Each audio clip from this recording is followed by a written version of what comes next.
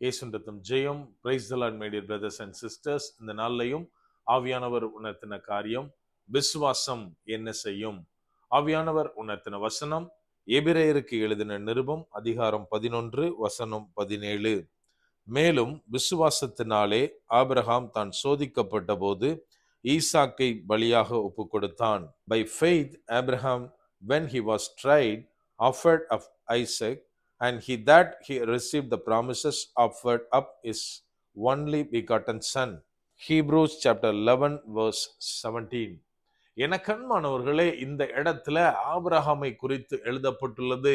இங்க என்ன எழுதியிருக்கிறார் அப்படின்னா, ஆபிரகாம் தான் சோதிக்கப்பட்ட போது விசுவாசத்தின் நிமித்தமாக தேவனுக்கு தன்னுடைய பிள்ளையை பலியாக ஒப்பு கொடுத்தான் அப்படின்னு நம்ம இந்த இடத்துல வாசிக்கிறோம்.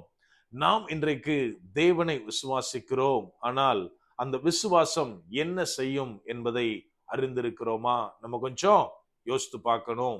அதாவது தேவன் மேல எந்த அளவிற்கு விசுவாசமா இருக்கிறோம் அப்படின்னு நினைக்கும் போது எனக்கு ஒரு சின்ன ஸ்டோரி தான் ஞாபகம் வந்தது.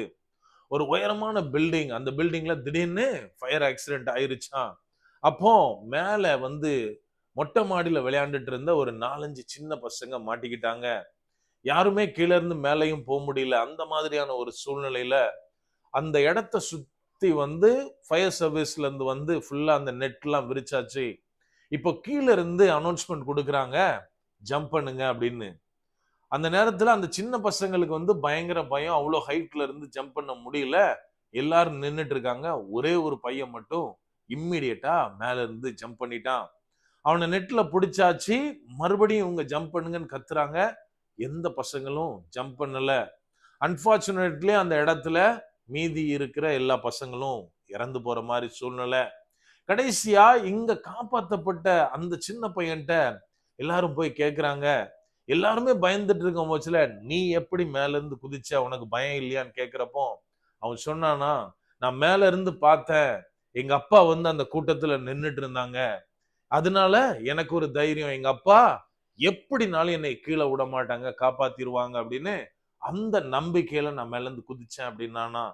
என கண்மானவர்களே, இதுதான் தகப்பன் மேல் பிள்ளை வைக்கிற நம்பிக்கை, விசுவாசம். இந்த இடத்துல இந்த நிருபத்தினுடைய ஆசிரியர் அழகாக எழுதியிருக்கிறார். விசுவாசத்தின் நிமித்தமாக ஆபிரகாம் என்ன பண்றாரு, தேவனுக்கு தன்னுடைய பிள்ளையை பலியாக ஒப்பு கொடுத்தான் அப்படின்னு தெளிவாக இந்த இடத்துல எழுதியிருக்கிறார். நம்ம ஆதியாகமத்துல அந்த போர்ஷனை எடுத்து வாசித்தோம் அப்படின்னா நமக்கு தெரியும், தேவன் ஆபிரகாம் கிட்ட கேட்கிறாரு, உன் ஒரே பேரான குமாரனை எனக்கு பலியிடு அப்படின்னு. அப்படி இம்மிடியட்டா அந்த இடத்துல என்ன நடக்குது, ஆபிரகாம் ஒத்துக்கிறாரு. ஓகே ஆண்டவரே, நான் என் பையனை பலியா தந்துடுறேன் அப்படின்னு. நம்ம நல்லா புரிஞ்சுக்கணும், தேவனுடைய வாக்கு தத்தம் தான் ஈசாக்கு. தேவனாலே தரப்பட்ட பிள்ளை. அதாவது அந்த பிள்ளை மூலமாகத்தான் உன்னுடைய சந்ததி வானத்தின் நட்சத்திரங்களை போல பெருகும், கடற்கரை மணலை போல திரளாய் பெருகுன்னு எந்த பிள்ளையாய் வாக்குத்தத்தமாய் கொடுக்கப்பட்டானோ அந்த ஒரே பிள்ளையை தேவன் பலியிட கேட்கிறார். ஆபிரகாமும் ஒத்துக்கிறாரு. நம்ம கொஞ்சம் நல்லா யோசித்து பார்த்தா ஆபிரகாமுக்கு தெரியும், தேவன் இந்த பலியை, அதாவது தன்னுடைய பிள்ளையை பலியாக ஏற்றுக்கொள்ள மாட்டார்னு. அந்த இடத்துல அழகாக ஒரு காரியம் எழுதப்பட்டிருக்கும். ஆபிரகாம் என்ன பண்ணுவார்னா, ஈசாக்கை கூட்டிக் கொண்டு கழுதை மேல வச்சுட்டு எல்லா பலி செலுத்த வேண்டிய எல்லா பொருளையும் கொண்டு போறாரு. தன்னுடைய வேலைக்காரர்களையும் கூட கூட்டி செல்லுகிறார். ஒரு இடம் வந்த உடனே வேலைக்காரங்களை ஸ்டாப் பண்ணிட்டு சொல்லுவாரு, நீங்க இங்க நில்லுங்க, நாங்க 2 பேர் மட்டும் போயிட்டு மலையில பலி செலுத்திட்டு திரும்ப வருவோம் அப்படின்னு சொல்லுவாரு. நல்லா புரிஞ்சுக்கணும், பையனை பலி கொடுக்க போறேன் அப்படின்னா அவர் என்ன சொல்லியிருக்கணும், மலை மேல போய் பலி செலுத்திட்டு நான் திரும்ப வருவேன்னு சொல்லியிருக்கணும். ஆனா அங்க நாங்கள் எப்படி போகிறோமோ எங்கள் தேவன் எங்களை மறுபடியுமாய் அனுப்புவார்ன்ற விசுவாசத்தோட அந்த வார்த்தைகளை ஆபிரகாம் பேசுகிறார். இன்னும் மலையில போய் ஈசாக்கு தன் தகப்பன்ட்ட கேட்கிறாரு, எல்லாம் இருக்குப்பா, பலி எங்கன்னு கேட்டதுக்கு ஆபிரகாம் அழகாக சொல்லுவார், பலியை தேவன் பார்த்து கொள்ளுவார் அப்படின்னு. என கண்மானவர்களே, ஆபிரகாம் ஒரு பக்கம் தேவனை விசுவாசித்தார், தேவனுக்கு கீழ்ப்படிந்தார்.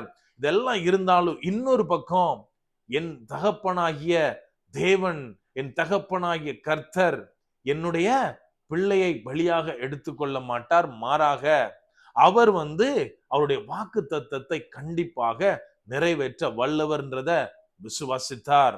நாம் இன்றைக்கு எப்படி இருக்கிறோம்?